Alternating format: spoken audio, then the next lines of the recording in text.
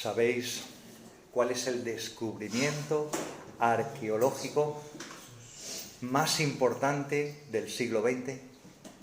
Ocurrió en Israel, justamente apenas unos 1 o 2 años antes de que se proclamara el Estado de Israel. Había unas cuevas en el sur de Israel, en el desierto del Negev, donde se reunían hace 2000 años una comunidad de judíos que se llamaban los esenios. Y esa gente contemporánea de los primeros cristianos y de Jesús se dedicaron a hacer una biblioteca de pergaminos, de sus escritos, de sus enseñanzas particulares, pero de todos los libros de la Biblia. Estas cuevas estaban en un lugar que se llamaban el Qumran, y de allí viene la famosa palabra de los manuscritos, los rollos del Qumran. Hubo un pastor de ovejas que estaba por allí con sus cabritas y, como la buena costumbre que tenían de estar buscando cuevas donde hubiese algún hallazgo arqueológico que luego pudiese revender, de repente, al tirar una piedra en una cueva, escuchó una tinaja. El sonido de una tinaja ahí rompiéndose. Y cuando fue, encontró unos rollos dentro, en una lengua que él no conocía, pero que era en hebreo clásico, y fue a venderlas. Cuando vieron lo que contenían esos rollos, se quedaron alucinados. Cuando yo estuve en el Museo de Israel, tienen expuesto el famoso rollo de Isaías, uno de los rollos del Mar Muerto. Casi toda la Biblia está completa, pero el libro de Isaías en particular está íntegro. Y la sorpresa, no solamente de los arqueólogos, sino de los lingüistas y de los teólogos, es que ese libro de Isaías, casi datado en unos 2200 años antes del siglo XX, contenía el mismo texto que el que tenemos en nuestras Biblias. Ese descubrimiento fue una de las cosas más fundamentales que han ocurrido en la historia arqueológica y en la historia bíblica en los últimos años. Porque una de las cosas en las cuales era atacada la Biblia es que, claro, es un libro que supuestamente lo pueden haber cambiado, lo pueden haber manipulado hasta que ha llegado al presente. Cuando encontraron los rollos del Mar Muerto y encontraron toda esa colección de manuscritos y vieron que era el texto íntegro, tal cual lo tenemos en nuestras Biblias, ese argumento se cayó por tierra. Y la gente pudo cuestionar, diciendo, bueno, a lo mejor el mensaje no me gusta, pero ya no pudo cuestionar de que ha habido una transmisión sobrenatural del texto de la Biblia desde entonces hasta ahora. Y una de las cosas que voy a centrarme en esta mañana precisamente es en ese libro de Isaías.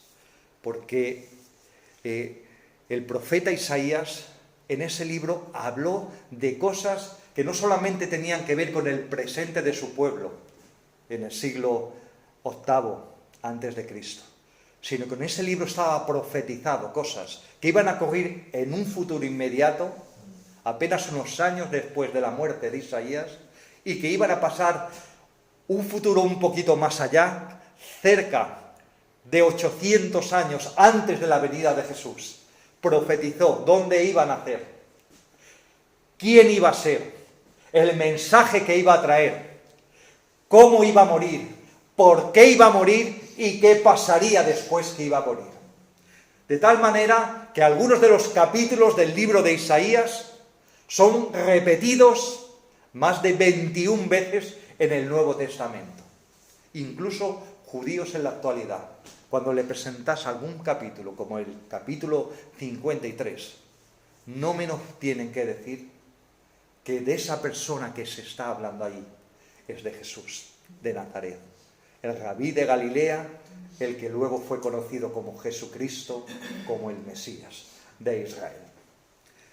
Y los profetas en la Escritura fueron puestos por Dios para advertir al pueblo de cosas que habían de venir en el futuro, pero sobre todo para descubrir lo que había en el corazón de Dios. Muchas veces solamente se centra a la hora de entender qué significa eso de un profeta de Dios en algo, una persona que habla de cosas que no han ocurrido. Pero cuando uno lee el libro de Isaías ve mucho más. Ve las cosas desde los ojos de Dios, desde la óptica de Dios.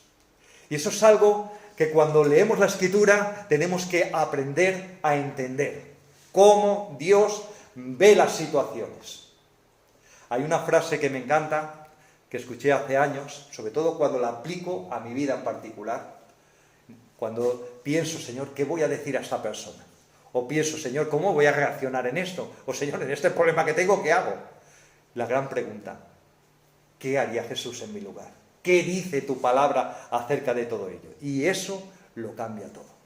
Y cuando hombres como Isaías se ponen delante de su pueblo y le dice, Dios está viendo la situación de nuestra nación de esta manera, y estas son las advertencias que hay, y esto es lo que puede ocurrir, Dios está dándoles la posibilidad de cambiar su futuro y de cambiar su presente. Entonces, el profeta Isaías fue un profeta que dice el versículo 1 del libro, Isaías 1:1, dice así: visión de Isaías, hijo de Amoz, la cual vio acerca de Judá y Jerusalén en los días de Uzías, Jotán, Acán y Ezequías, reyes de Judá. Al profeta Isaías le tocó vivir una época aproximadamente entre el 740 y el 680, sabéis que antes de Cristo los números van para atrás, es decir, que 780, si es el primer año, va corriendo hasta el 700 y del 700 va corriendo hasta el 680 y tenemos que contar para atrás. Son 60 años más o menos, 40 años más o menos de ministerio lo que tuvo Isaías. Habla aquí en concreto de 4 reyes y en mitad de esos años pasó algo que sí marcó la diferencia, que fue la destrucción del reino del norte de Samaria, lo cual también estaba profetizado. Entonces él vivió en una época de gran crisis e incertidumbre. Unos reyes en los cuales un día andaban cerca de Dios y el día siguiente se dedicaban a andar en idolatrías. Un tiempo de gran crisis nacional en el cual estaban siendo cercados por imperios muy grandes como el imperio asirio del norte, el imperio babilonio un poquito más lejos, el imperio egipto detrás, es decir, rodeado de muchos enemigos, un tiempo de gran decadencia y corrupción espiritual, y Dios en su misericordia, en medio de ese tiempo, que son semejantes a los tiempos que estamos viviendo ahora, mandó a un hombre. Y una de las cosas que nos enseña la Escritura es que Dios utiliza hombres en el sentido varón y mujer. Es decir, que Dios comisiona a personas con un mensaje a veces duro, pero para intentar que la gente se acerque a Dios. Cuando nosotros predicamos la palabra, allí en la plaza, en cierta manera, tiene un sentido profético. No damos profecías acerca del futuro, pero sí anunciamos como mensajeros el mensaje de Jesús. Entonces la gente que nos escucha tiene que tomar una decisión como tuvo que tomar una decisión en los tiempos de Isaías. ¿Creemos lo que este hombre habla en nombre de Dios o no lo creemos y seguimos viviendo nuestras vidas? Así que hay muchas cosas que podemos aprender del libro de Isaías. Hay lecciones que podemos aprender acerca de cómo Dios trató con el pueblo de Israel. Hay mensajes acerca de lo que iba a pasar cuando viniera Jesús y sobre todo hay enseñanzas para nosotros, los hombres de hoy. Y vamos a tener que buscar de qué forma podemos entender todo eso y aplicarlos a nosotros. Una de las cosas que tenemos que aprender de Isaías fue que fue un hombre que le costó la vida su mensaje. Y eso es algo muy importante, porque cuando tú escuchas o lees los libros de alguien que dio su vida por ese mensaje, uno da otro valor distinto el que simplemente escribe un libro acerca de lo que piensa. Yo, por ejemplo, hay un teólogo que me encanta, que se llama Dietrich Bonhoeffer.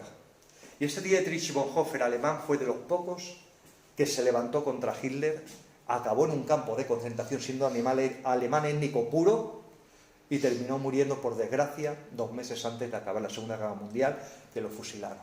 Pues este hombre, siendo un teólogo muy conservador, tiene tal testimonio de cómo dio su vida por sus principios, porque una de las cosas que hicieron con este hombre para meterle en la cárcel es que llegaron los nazis y en su iglesia colgaron unas banderas con la cruz gamada. Y nada más al empezar el culto, cogió, las arrancó y las tiró fuera. Y dijo que en la iglesia de Dios no iba a permitir que los símbolos de un partido político y más genocida estuvieran. Pues hubo hombres así, con esa valentía, como la de Isaías. Isaías también tuvo esa valentía de hablar la palabra de Dios delante de reyes y de autoridades, sabiendo que eso le podía costar el cuello. Dice en el libro de Hebreos, en el capítulo 11, en el famoso salón de los hombres de la fe, igual que hay salón de la fama del béisbol y del fútbol y de todo, pues en Hebreos 11 tenemos el salón de la fama de los hombres de la fe. Y en el versículo 32 dice así: ¿y qué más digo? Porque el tiempo me faltaría contando de Gedeón, de Balac, de Sansón, de Jefté, de David, así como de Samuel y de los profetas, que por fe conquistaron reino, hicieron justicia, alcanzaron promesas, taparon bocas de leones. Y saltamos ahora a 37, fueron apedreados, aserrados, puestos a prueba, muertos a filo de espada, anduvieron de acá para allá, cubiertos de pieles de oveja y de cabras, pobres, angustiados y maltratados. Desde luego, los hombres de la fe fueron personas que pagaron un precio. Pues precisamente ese que dice ahí, fueron aserrados, es lo cual la tradición judía y la historia nos dice que fue la muerte de Isaías. La forma que decidieron acabar con su ministerio fue coger, atarlo a un tronco y aserrarlo por la mitad. Así que este hombre pagó un precio grande por su testimonio. Y tenemos que ver qué le pasó a este hombre para llegar a tener ese amor por Dios, para llevar su palabra. Porque una cosa que podemos ver en el libro de Isaías no es simplemente una serie de mensajes, profecías, enseñanzas, sino también como un hombre de familia adinerada, porque eso es lo que cuenta la historia, es decir, un hombre que tenía cierta posición y nivel social, cierta comodidad, recibió una visión, un llamado de Dios que transformó su vida para arriesgar su posición económica o social por ese fuego interior de predicar la palabra. Y eso lo tenemos descrito en el capítulo número 6 de Isaías. Vamos a leerlo. Y que nos dice qué bicho le picó a Isaías o qué le pasó para hacer las cosas que hizo. Y dice Isaías capítulo 6, vamos a leer desde el versículo 1 hasta el 13. Dice: en el año que murió el rey Uzías, vi yo al Señor sentado sobre un trono alto y sublime, y sus faldas llenaban el templo. Por encima de él había serafines, cada uno tenía 6 alas, con 2 cubrían sus rostros, con 2 cubrían sus pies, y con 2 volaban. Y el uno al otro daba voces diciendo: Santo, Santo, Santo, Jehová de los ejércitos, toda la tierra está llena de su gloria.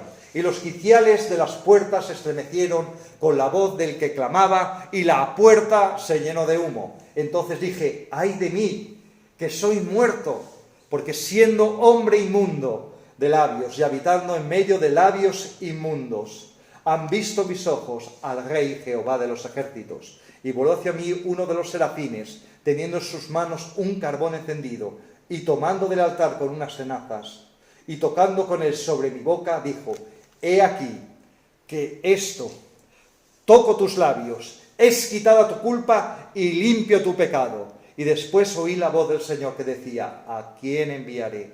¿Y quién irá por nosotros? Entonces respondí, heme aquí, envíame a mí. Esta tremenda visión, esa tremenda llamado de Dios fue el que recibió Isaías. Isaías tuvo un encuentro con Dios que le transformó.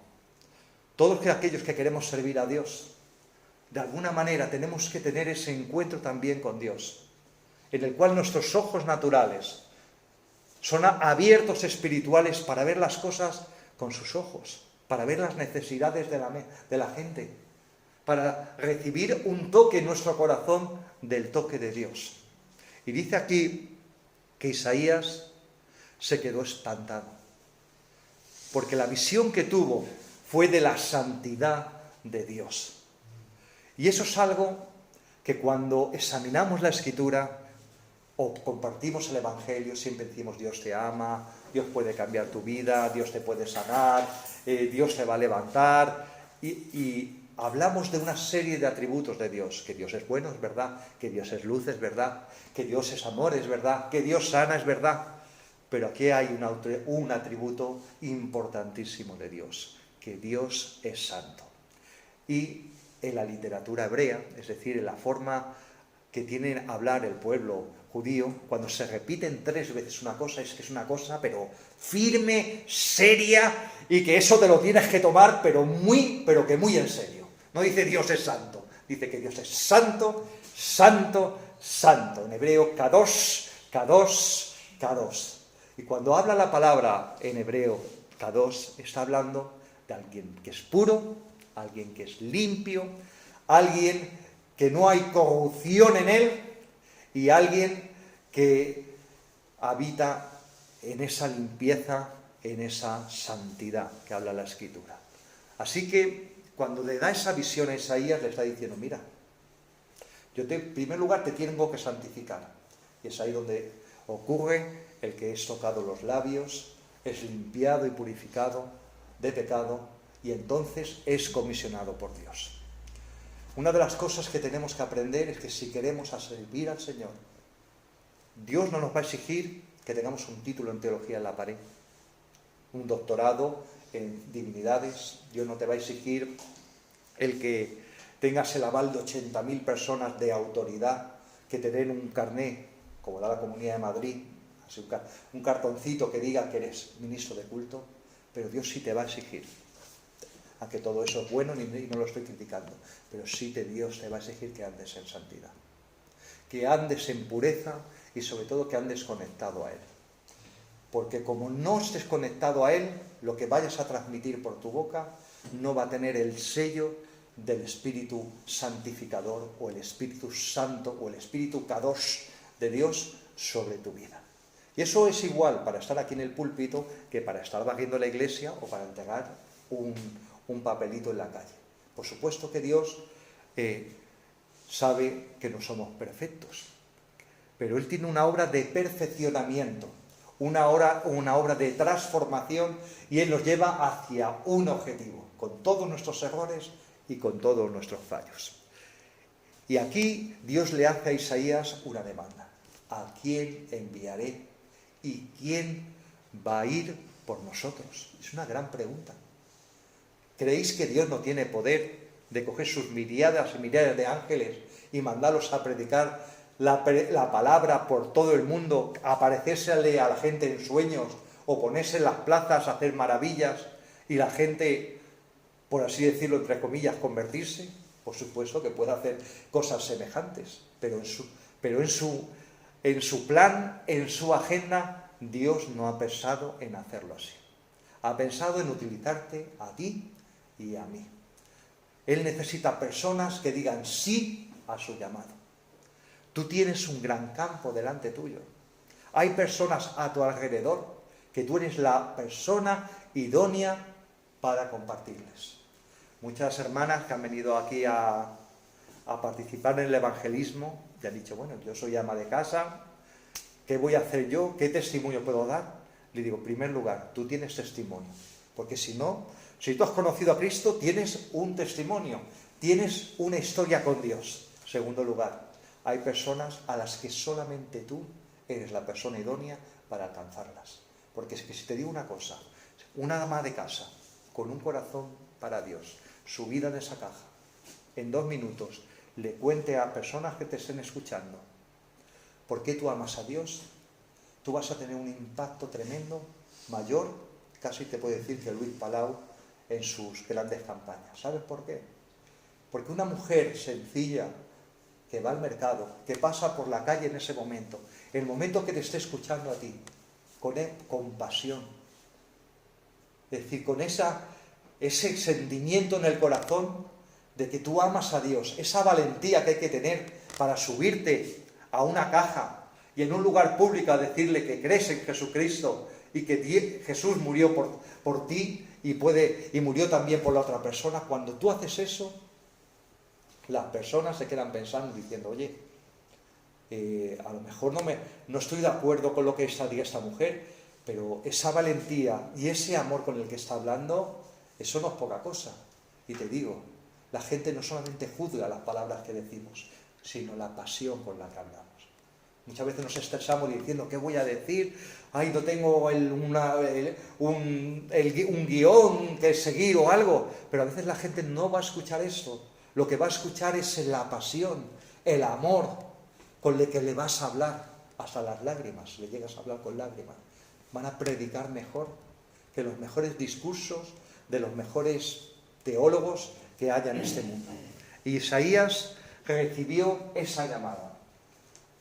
El saber que el Señor le estaba diciendo, vas a responderme tú vas a ser el que vayas.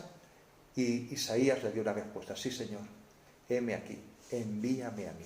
Te aseguro que hay veces que Dios se sorprende, porque no todo el mundo le dice a Dios, heme aquí, yo quiero que tú me envíes a mí. Y eso fue lo que hizo Isaías. Y le dio un mensaje que no era nada bonito. Mira qué bonito predicar a la gente, Dios te va a prosperar, Dios te va a sanar, te va a solucionar todos los problemas y va a multiplicar tu economía y 80.000 cosas bonitas que se pueden predicar. Pero el mensaje que Dios le dio a Isaías era un mensaje de que Dios les iba a juzgar, los iba a llevar también al cautiverio, iba a destruir el templo de Jerusalén y iba a castigar todas sus idolatrías. Te aseguro que ese no es un mensaje fácil de predicar. Y vamos a leer de nuevo al 12 que dice, y dijo, anda y di a este pueblo, oíd bien y no entendéis, ved por cierto, mas no comprendáis, engruesa el corazón de este pueblo y agrava sus oídos y ciega sus ojos, para que no vean con sus ojos, ni oigan con sus oídos, ni en su corazón entiendan, ni se conviertan, y haya para ellos sanidad. Y yo dije, ¿hasta cuándo, Señor? Y él respondió, hasta que las ciudades estén asoladas, y sin moradores, y no haya hombre en las casas, y las tierras estén hechas un desierto, hasta Jehová haya hecho lejos a los hombres, y multiplicado los lugares abandonados en medio de la tierra. Y si quedare aún en ella la 10ª parte, esta volverá a ser destruida, pero como el roble y la encina, que al ser cortado aún queda el tronco, así será el tronco, la simiente santa. Lo que está aquí diciendo, con todo este lenguaje literario y metáforas y demás, es que voy a asolar vuestra tierra, vais a ser llevados en cautiverio, vais a ser destruidos y todo este juicio va a venir sobre vosotros. Una de las cosas que la gente, a lo mejor porque han pasado muchos años, es que, aunque era un tiempo de crisis nacional por los peligros que había, no era un tiempo de pobreza. Tanto en la caída de Samaria como en la caída de Israel, era un tiempo en que había gran prosperidad económica. Es decir, que uno podía vivir la vida como si Dios estuviera muy lejano y se hubiese olvidado del pueblo de Israel. Pero Dios no se había olvidado. Él utiliza a Isaías para dar el diagnóstico como Dios veía al pueblo de Israel. Y eso lo vemos en el mismo capítulo 1, desde el versículo 2 al versículo 9. Dice así. Oí cielos, escucha tu tierra, porque habla Jehová, crié hijos y los engrandecí, y ellos se rebelaron contra mí. El buey conoce a su dueño y el asno al pesebre de su señor, pero Israel no entiende, mi pueblo no tiene conocimiento. Oh gente pecadora, pueblo cargado de maldad, generación de malignos, hijos depravados, dejaron a Jehová, provocaron a ira al Santo de Israel y se volvieron atrás. ¿Por qué queréis ser castigados aún? ¿Todavía os rebelaréis? Toda cabeza está enferma, todo corazón doliente, desde la planta del pie hasta la cabeza, no hay en él cosa sana, sino herida, hinchazón y podrida llaga. No están curadas, ni vendadas, ni suavizadas con aceite. Vuestra tierra está destruida, vuestras ciudades puestas a fuego, vuestra tierra delante de vosotros comida por extranjeros, y asolada como asolamiento de extraños. Y queda la hija de Sión como enramada en villa, y como cabaña de melonar, como ciudad asolada. Si Jehová de los ejércitos no nos hubiese dejado un resto pequeño, como Sodoma fuéramos y semejantes a Gomorra. Es decir, que la visión que Dios tenía sobre el pueblo de Israel en los tiempos previos a la destrucción del primer templo y con el ministerio de Isaías es que el pueblo de Israel era poco más que como Sodoma y como Gomorra.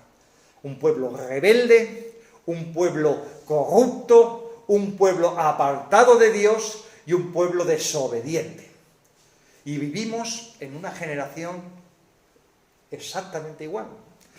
No podemos decir que en nuestros tiempos presentes Dios pueda decir algo mejor de la generación que estamos viviendo. La Biblia proféticamente nos habló que en los últimos tiempos iban a ser tiempos peligrosos, tiempos de corrupción, donde el ser humano se le acabaría el amor, donde había guerras y multitud de guerras, donde habría enfermedades, donde habría terremotos y donde la gente se apartaría del Dios para adorar cosas que Dios aborrece. Una de las cosas que la gente no entiende cuando habla todas estas palabras del pueblo de Israel es que parece que nos da la impresión que habían abandonado el culto a Jehová o el culto a Dios y se habían liado más que a adorar a Baal y demás. Y el gran problema del pueblo de Israel era exactamente el mismo problema que vivimos ahora. Es la famosa frase española que dice una vela a Dios y otra vela al diablo.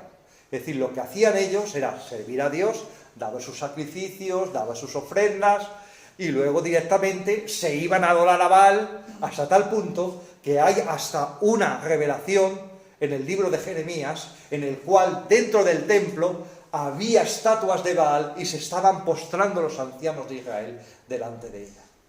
Es decir, está hablando un tiempo de corrupción espiritual donde la luz y las tinieblas se mezclan hasta tal punto que Dios no es capaz de ver en santidad y pureza en el pueblo.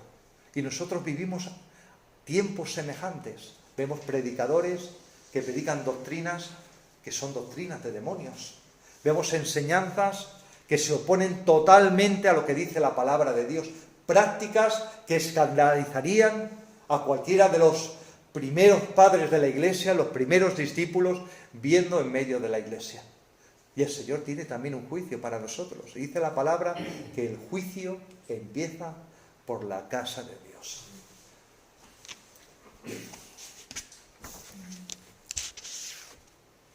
Pero Dios tiene una medicina para todo. Y esa medicina es volver a las primeras obras.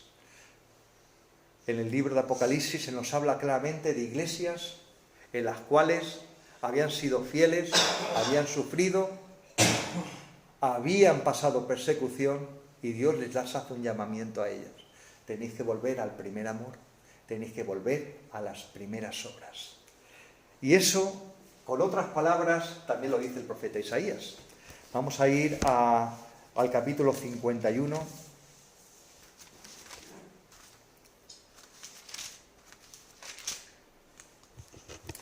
En el versículo 1 dice: Oídme los que seguís la justicia, los que buscáis a Jehová, Mirad a la piedra de donde fuisteis cortados y al hueco de la cantera donde fuisteis arrancados.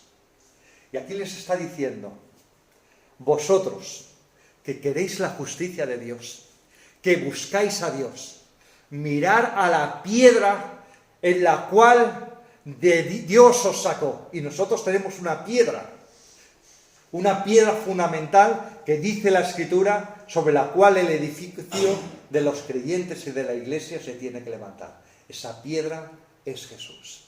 No hay otra piedra. No es una denominación, no es un gurú, no es un obispo y no es un líder ni un superministro. La roca de la cual hemos sido sacados, la roca en la cual Dios nos fundamenta y nos levanta, es Jesucristo. No hay ninguna más. Y dice aquí, mirad a Abraham vuestro padre y a Sara que os dio a luz, porque cuando no era más que uno solo, lo llamé, lo bendije y lo multipliqué. En esa época, y ahora igual, hay un remanente. Y igual que Isaías, Dios le dice, mira, tengo un grupito de gente fiel, un grupo de gente que no se ha apartado de mí, aunque la mayoría lo haya hecho. Aquí está diciendo algo tremendo.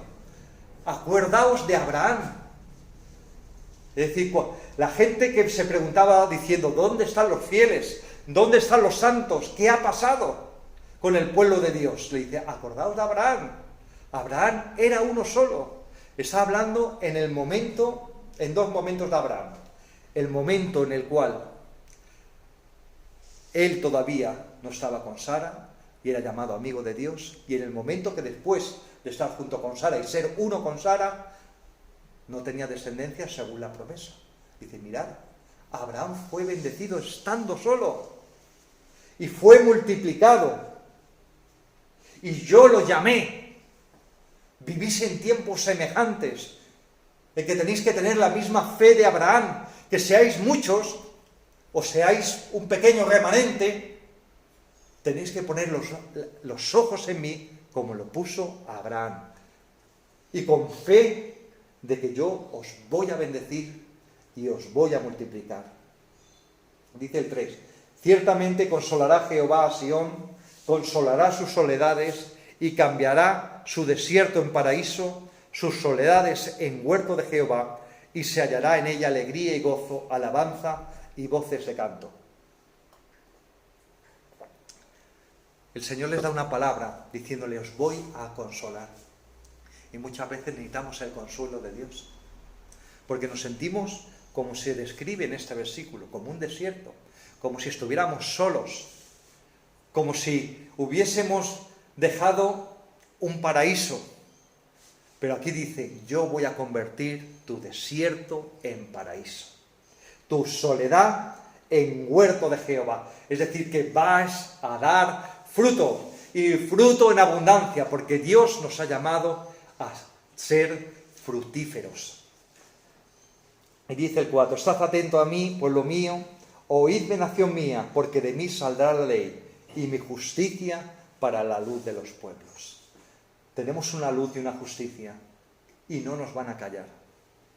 Una de las cosas que tenemos que tener como hijos de Dios y como iglesia es que somos embajadores de Cristo donde estemos, sabiendo que nos puede costar un precio, sabiendo que la gente nos va a juzgar, que la gente nos va a rechazar, pero estamos representando y llevando el Evangelio de Jesús a gente que no quiere ser salvada. Es una locura. Es que el evangelismo es una locura total y absoluta, porque la gente no quiere ser salvada ni es consciente de su necesidad.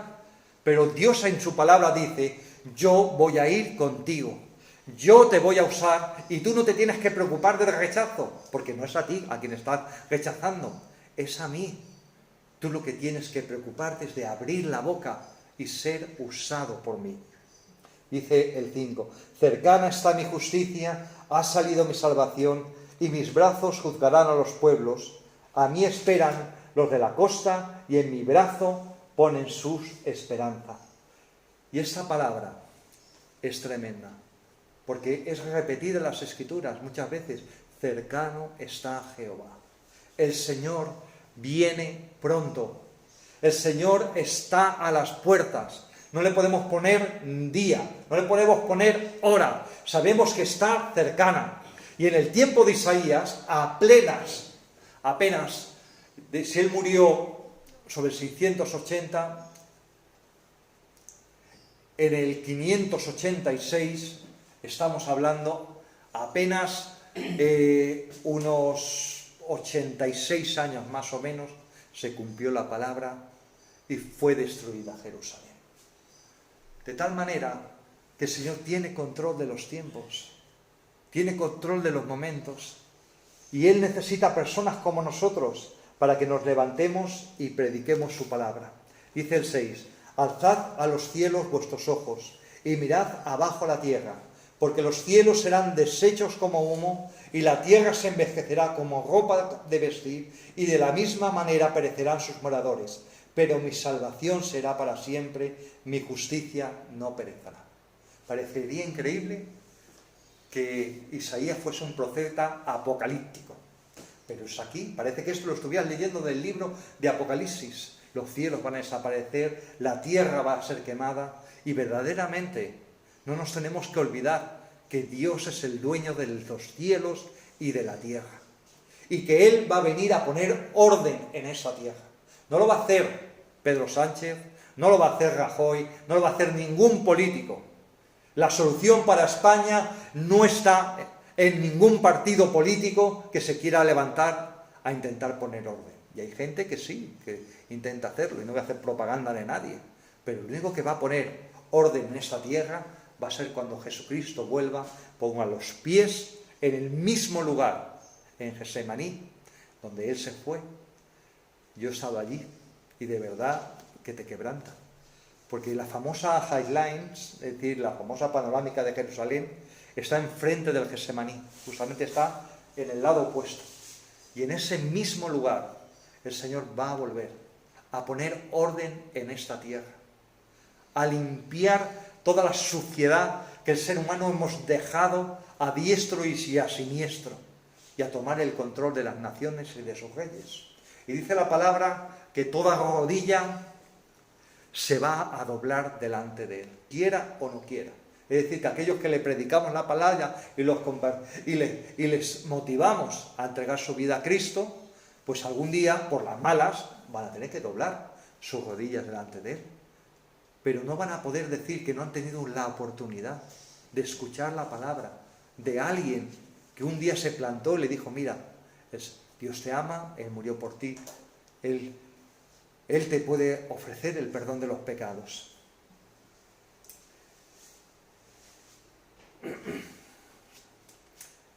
Vamos a saltar al capítulo 52, donde dice, despierta, despierta y vístete de poder, oh Sión. Vístete de ropa hermosa, oh Jerusalén, ciudad santa, porque nunca más vendrá a ti incircunciso ni inmundo. Y aquí una cosa que el profeta Isaías está llamando a su pueblo es a despertarse espiritualmente. Esa es una de las aplicaciones prácticas de todo esto que estamos escuchando. Necesitamos despertarnos espiritualmente, porque se acabó ya el tiempo de estar dormidos. Porque es muy bonito o es muy fácil escondernos en nuestra cueva particular y esperar la segunda venida de Cristo. Pero cuando Pedro le dijo, Señor, hagamos una enramada, como se hace en el día de la fiesta en los tabernáculos, y todos felices y contentos, vemos tu gloria y esperamos el reino del Señor, y el Señor les tuvo que reprender. Dios no tiene ese plan. Dios quiere levantar un ejército, levantar equipos de personas, y Dios quiere que les sirvamos. Muchas veces la palabra ministro es horriblemente utilizada.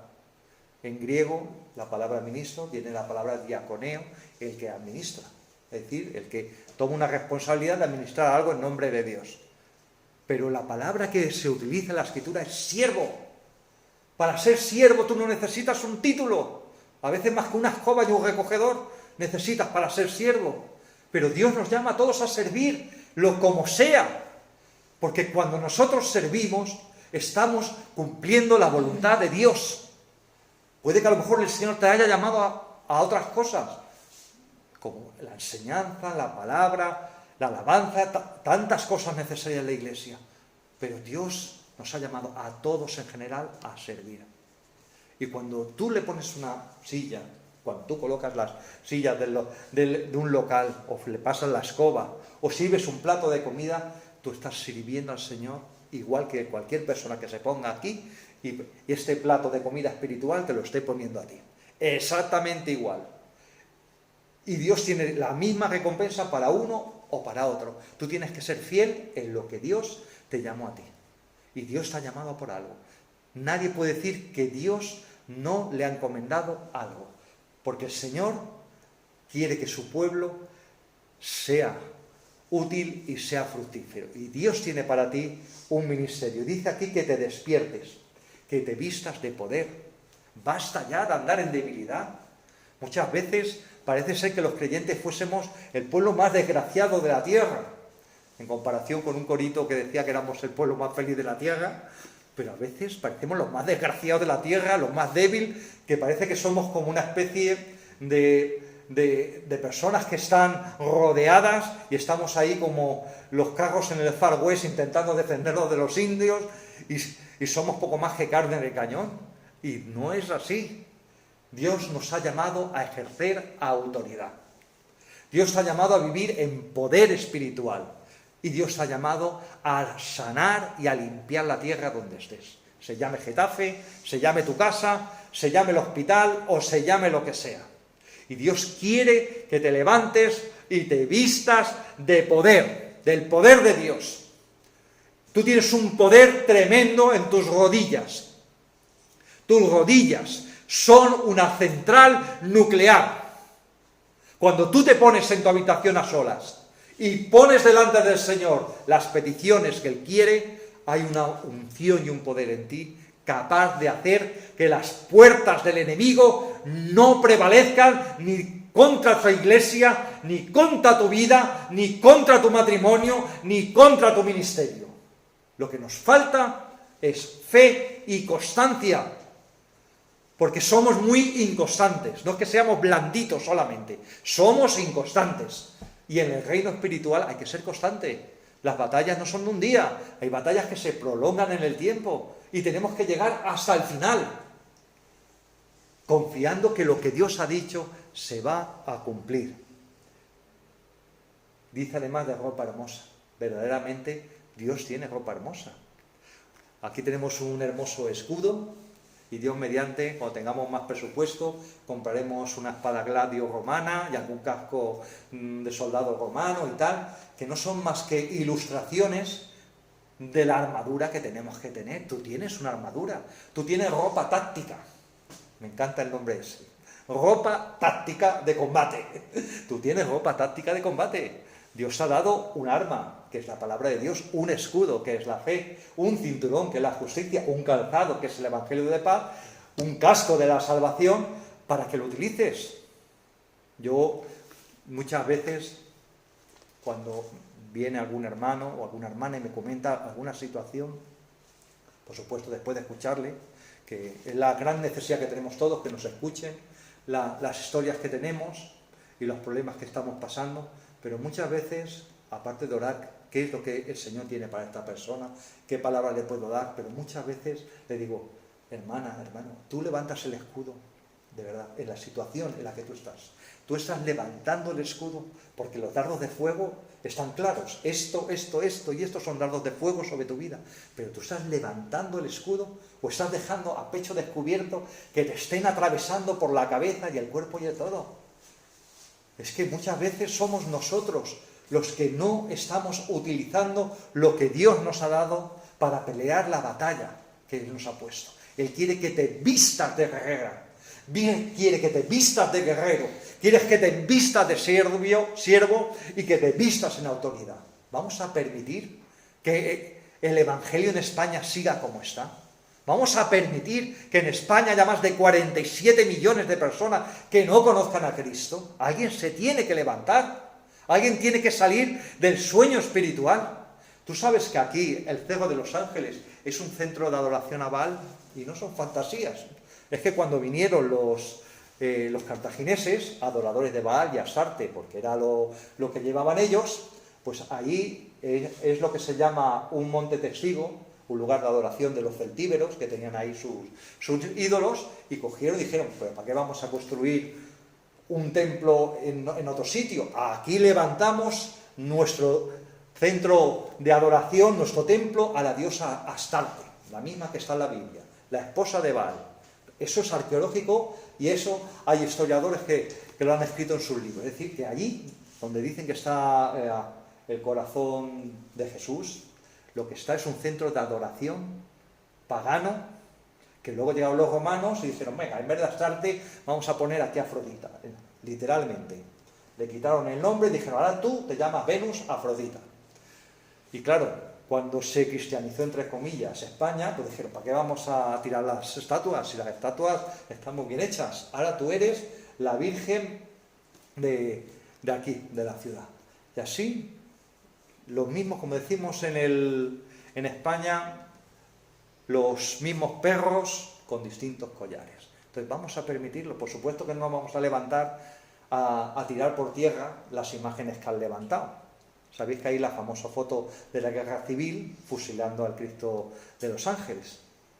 Lo que vamos a hacer es de rodillas luchar espiritualmente para que ese principado, potestad, que está sobre Getafe, que está sobre la Comunidad de Madrid y que está sobre España, caigan. Porque os aseguro una cosa, cuando los principados y potestades empiezan a perder su poder y la Iglesia se empieza a levantar en autoridad, el corazón de la gente y los oídos de la gente se empiezan a abrir. Porque la Escritura nos da una clave. Y la clave que nos da la Escritura es que el príncipe de este siglo ha cegado el entendimiento de los incrédulos para que no les resplandezca el Evangelio de la gloria de Dios. Es decir, que sabemos que por mucha oposición que haya en las personas, hay un mundo de oscuridad detrás que está cerrando ojos y oídos. Y luego dice el 2, sacúdate del polvo. Sacúdate del polvo, de verdad. Es que, ¿cuánto polvo del camino estamos acumulando? ¿Cuánto polvo, los que hemos andado muchos años en el Señor, cuánto polvo del camino hemos acumulado? Yo,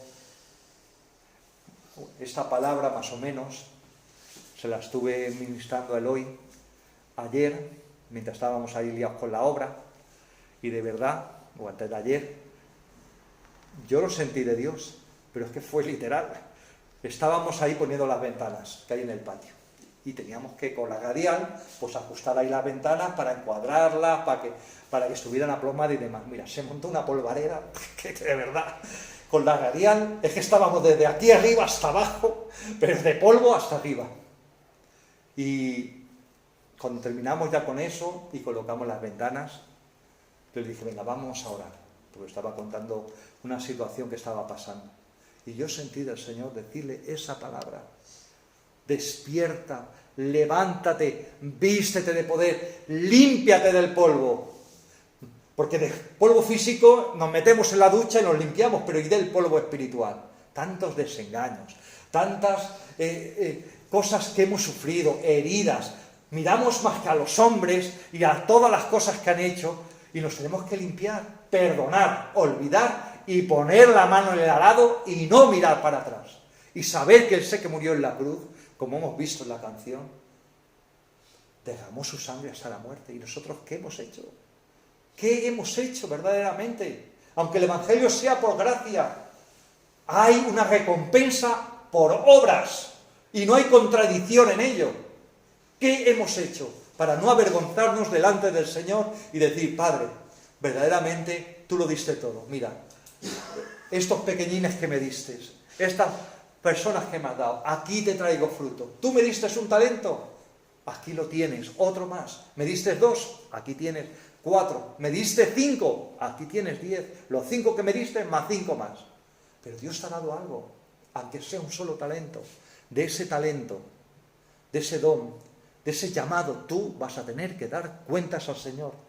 Y Él quiere que te limpies del polvo, te levantes, te sientes en el lugar que Él te ha puesto, porque el lugar que tú tienes es sentado en los lugares celestiales con Cristo. Tú no estás orando desde una posición de debilidad, tú estás orando desde una posición espiritual de autoridad. Y dice, suelta las ataduras de tu cuello, cautiva hija de Sión.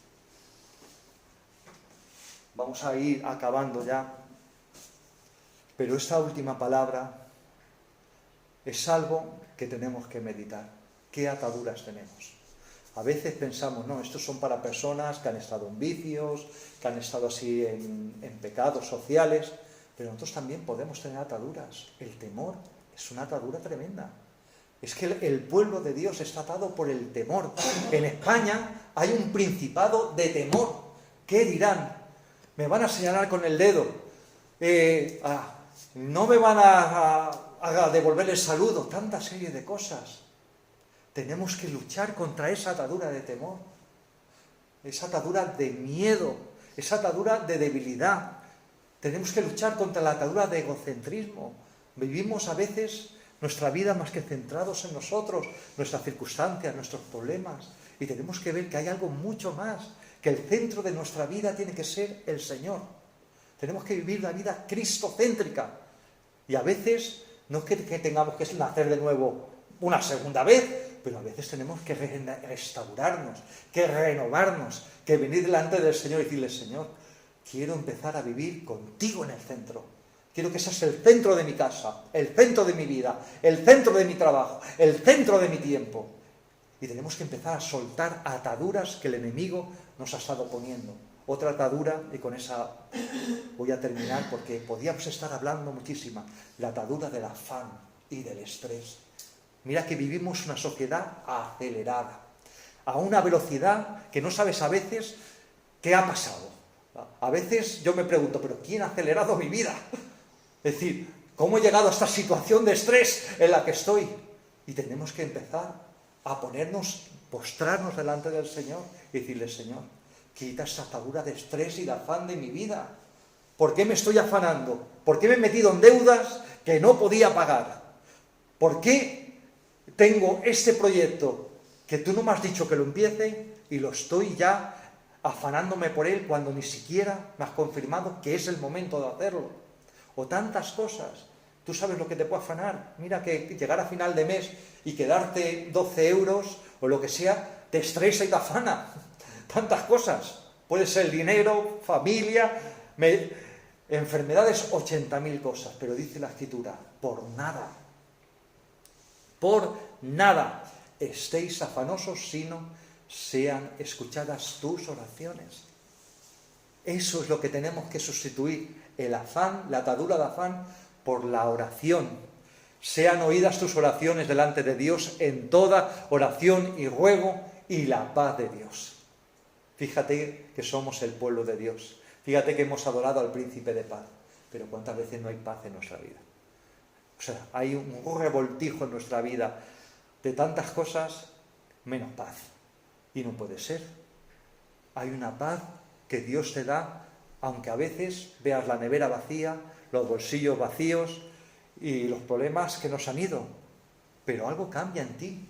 Cuando tú oras, no solamente cambia la situación, sino que cambia algo en ti. Tú de repente empiezas a ver las circunstancias de una forma, dices, joder, si es que el Señor tiene el control, de verdad, es que lo tiene, aunque no lo vea en este momento. Y la paz de Dios, que sobrepasa todo entendimiento, guardará vuestros corazones y pensamientos en Cristo Jesús. Eso es lo que el Señor quiere, que tu corazón y tus pensamientos estén en Él. Vamos a ponernos de pie.